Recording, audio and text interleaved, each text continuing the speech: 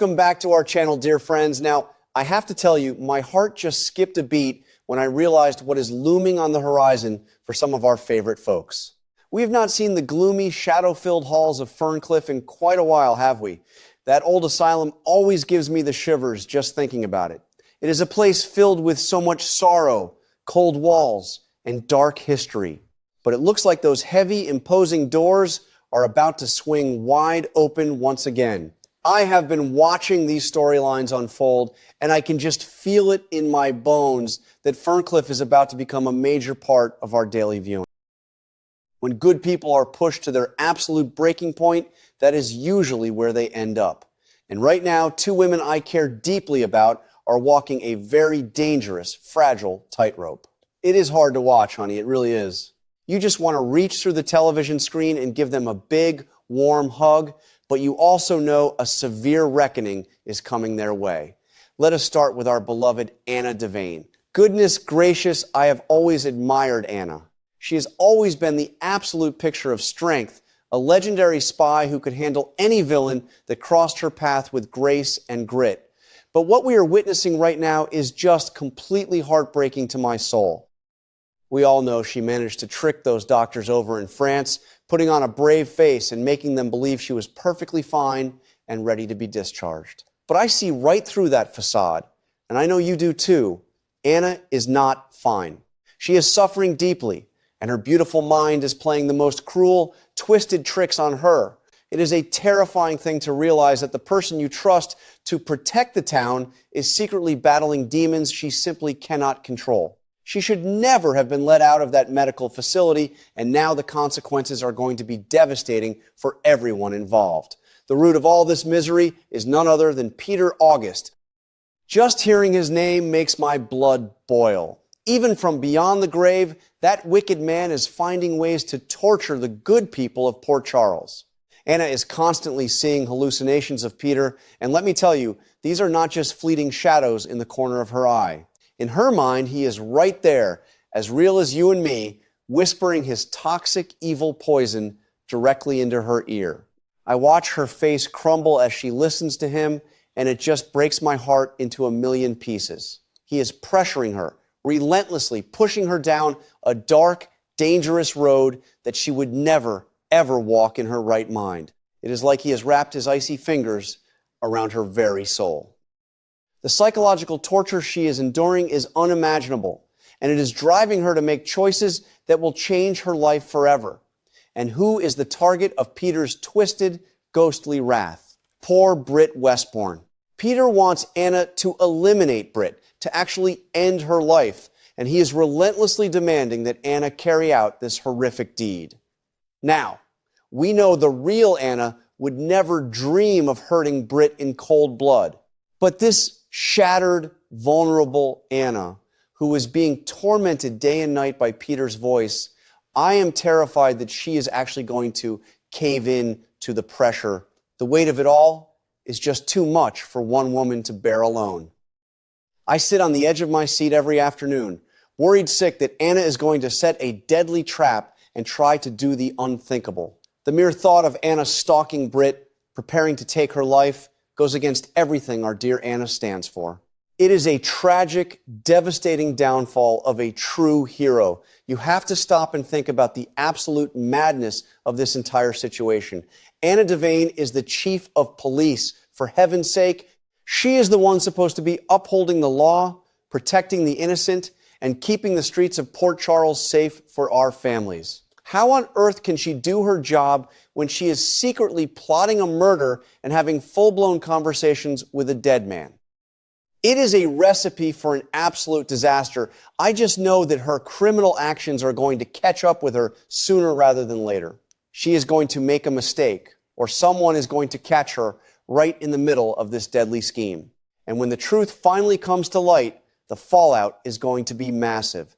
The whole town will be in shock to see their esteemed police chief exposed as a woman who has completely lost her grip on reality. When that inevitable moment of discovery happens, there is only one place for Anna to go.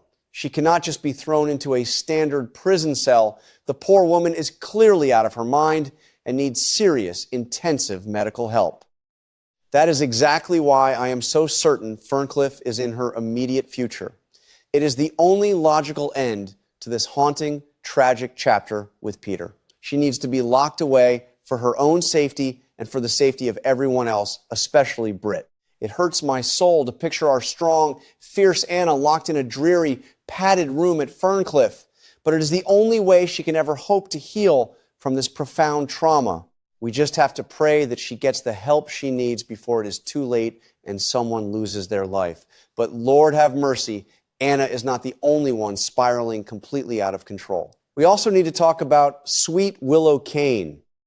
I have watched Willow grow over the years and face so many terrible hardships, but I have never seen her act like this. She is heading straight for a complete mental collapse, and it is just awful to witness. We all know the terrible things she has been through recently, especially being framed with drugs by that wicked Jacinda. When Jacinda spiked her drink and set her up, it did something terrible to Willow. It snapped a fragile thread in her mind. Now, instead of the kind, gentle mother we know and love, we are seeing a woman consumed by a fiery, dangerous need for revenge. She is acting out in ways that are so reckless and out of character, it makes me want to cover my eyes. And you know things are bad when even Nina Reeves is starting to panic about her daughter's behavior.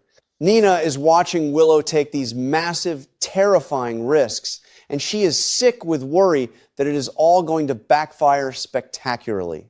Now, I have to chuckle just a little bit, because we all know Nina is not exactly the poster child for making good, calm decisions. Bless her heart, Nina just pushed Drew Kane right into the lake in his wheelchair not too long ago. She can be as impulsive and reckless as they come. But a mother knows when her child is in deep trouble. Nina can see the frantic, unhinged look in Willow's eyes, and it terrifies her to her core.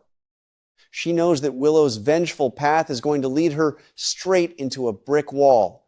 What really sent chills down my spine was realizing that Willow is the one who has been stalking Daisy Gilmore. Can you believe it? Our sweet, innocent Willow, lurking in the shadows, obsessing over another person like that. Even before all this recent drama with Drew's fake stroke and the wild murder plots, Nina noticed something was deeply wrong with her daughter. When Nina realized Willow was the stalker, it was a massive red flag. It showed us that Willow's mental state has been deteriorating for quite a while now. She is so consumed by her anger, her paranoia, and her need to control the narrative that she has completely lost touch with reality. It is not just about getting back at Jacinda anymore. It is about a deep psychological break that Willow simply cannot fix on her own. I just do not see how Willow can walk away from all of this without facing severe, life-altering consequences. She is crossing lines that you simply cannot uncross in polite society. With Detective Chase already hauling her into the police station for questioning, the walls are closing in on her incredibly fast. She was ready to pack up her precious children and flee the country on a private plane provided by Jack Brennan. That is not the behavior of an innocent, rational woman. That is the behavior of someone who is desperate, cornered, and deeply unwell. Nina is absolutely right to be stressed out of her mind. She cannot predict how far her vengeful daughter will go or what she will sacrifice in the name of this twisted crusade. Willow is risking her freedom, her children, and her very sanity. Because of all this heartbreaking behavior, I strongly believe that Willow is going to end up right there in Ferncliff alongside Anna. If the police uncover the full extent of her crimes, from the stalking of Daisy to whatever dark things she plans to do to Jacinda, they are going to lock her up. But just like Anna, Willow does not belong in a regular cold penitentiary. Her actions are the result of severe trauma, manipulation, and a complete mental breakdown. The writers have been slowly, carefully building this psychological angle, and I think they are going to use it to save Willow from a standard prison sentence.